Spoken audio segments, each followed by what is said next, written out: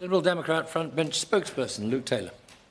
Thank you, Sir Roger. It is a pleasure to serve under your chairship, as always. The text of this petition makes specific reference to posts on social media, as if this modern medium is somehow separate from every form of speech that came before it. Social media posts take seconds to write and publish, and then they're everywhere. They're seen by your parents, your grandparents, and your kids, with no fact check, no filter. Terrifyingly, a 2025 Ofcom study found that 3/4 of 18 to 24-year-olds use digital platforms and social media to get their news. The sort of reach, once available to only professional journalists, filtered through editors and media owners, is now available to anyone with a phone. You can post with a moment's thought during your morning coffee break with the same ease that world leaders with armies of speechwriters and fact-checkers and lawyers would craft their statements. One impulsive tap on an app can land in the lap or in the timelines of tens, thousands, millions of people. But let's be honest, who hasn't posted online something they later regretted? I know I have, and I challenge anyone these days to have an unblemished record online. But the incredible reach that modern social media has enabled, when compared to the guardianship and control of legacy media sources for centuries, has rightly been compared to the unleashing of the evils of the world from Pandora's box. We must recognise that attempting to reverse that exodus is as futile for us as it was for Pandora of myth. And keeping with historical allusions, the Sword of Damocles was the story that described how a single hair of a horse's tail held a sword over the head of King Dionysius, threatening to take away all that he enjoyed as a king without notice. A second's misplaced rage or a misjudged reaction to somebody else's message can cause that thread to break and for the sword to fall, for nationwide media to be sent to your doorstep, your career and your life to be torn apart. That is the reality of casting your thoughts into the social media forum today. But the fragility of this risk cannot be used to diminish the impact and hence the responsibility that must be held by users who can reach millions around the world in seconds. The ease of posting cannot be allowed to dilute the seriousness of the impact. So I return to my earlier argument. I invite us to replace posts on social media in this petition with words in a national newspaper or speech on national television.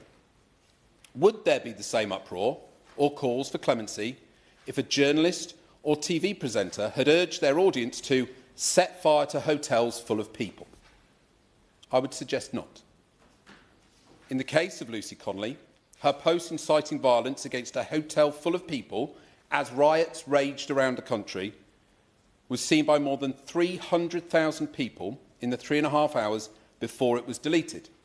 Roughly the same number as the combined daily circulation of the Daily Telegraph and the Times newspapers. To treat social media differently to incendiary violence elsewhere is something I cannot agree with. 9,000 followers viewed more than 300,000 times in 3.5 hours. We cannot keep pretending that what happens online stays online. The digital world is now shaping how people think, speak and act. The consequences of this are now impossible to ignore. The very power that social media holds is exactly why so many people wield it with such vigour. And let's not forget that it's a nice little earner for some too. The member for Great Yarmouth himself has earned over £40,000 from Twitter since his election, showing the huge potential of the site and potentially why he is incentivised to defend people's rights so enthusiastically to say inflammatory and shocking things to drive engagement, clicks and views. The online world has become a place where hate speech, or as the petition puts it, opinion speech, is allowed to spread like wildfire. Too often, social media platforms shrug their shoulders and walk away from the responsibility of monitoring it. Or worse, they actively encourage disinformation. Twitter is the most obvious offender for this. For those that still do, I'm told that scrolling through the Twitter feeds feels like stepping into the Wild West. Abusive comments and dangerous posts are left to fester without consequence. A factual error is twisted and retold as a gospel truth before anyone has had time to draw breath. Communities are put at risk by conspiracies that proliferate like a virus. Twitter must be doing far more to tackle the surge of hate speech we see on our phones and tablets every single day. Since Musk took control of the company in 2022, Twitter has rolled back on safeguards designed to prevent misinformation and dangerous rhetoric. The same Elon Musk who suggested that America should liberate the people of Britain and overthrow our democratically elected government. Incidentally, in the US CBP guidelines for allowing non-citizens to enter the USA, if an immigration officer knows or believes that someone will be entering the country to attempt to overthrow the US government, they are inadmissible. I wonder if we applied that reasoning to Mr. Musk's next trip to our country, he might have complaints about his treatment. Free speech, but not without consequences.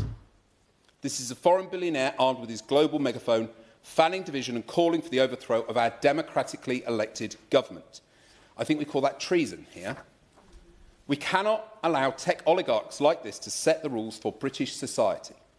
Instead of allowing the world's richest man to decide what toxic content floods national conversation, the government must wake up and intervene. We Liberal Democrats are calling on the Minister to properly equip Ofcom so it can enforce tough regulation to clamp down on the spread of misinformation online. Online safety cannot rest solely on the shoulders of individual users, as algorithms push controversial content for views and shares. Legislation must be tightened to hold social media platforms accountable for the dangerous rhetoric they allow to thrive. Social media is simply the latest chapter in humanity's long history of communication and vectors for incitement, from clay tablets to the printing press to broadcast news. Because it is so accessible, it arguably needs more accountability from its users and operators, not less, as this petition proposes. Liberal Democrats exist to build and safeguard a fair, free and open society.